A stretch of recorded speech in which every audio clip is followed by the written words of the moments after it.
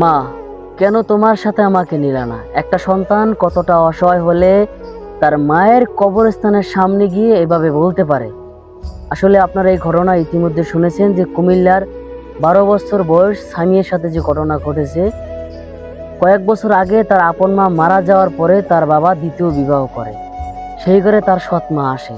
তার সৎ মার অতি নির্যাতনে সহ্য না করতে পারে তার মায়ের কবরস্থানের সামনে এভাবে কান্না করে যে, মা তুমি কেন তোমার সাথে আমাকে নিলা না? আসলে একটা সন্তান কতটা কষ্ট পেলে কোথাও না গিয়ে তার মার কবরস্থানের সামনে গিয়ে এভাবে বলতে পারে।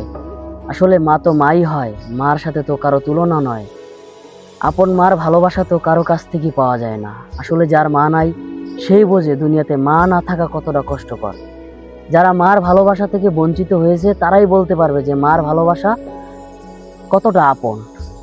আসলে যার মা নাই সে বোঝে মা না থাকা কতটা কষ্টকর। দোয়া করি পৃথিবীর সব মাই যেন ভালো থাকুক এবং সুস্থ থাকুক। ভিডিওটা সবাই শেয়ার করে দিন।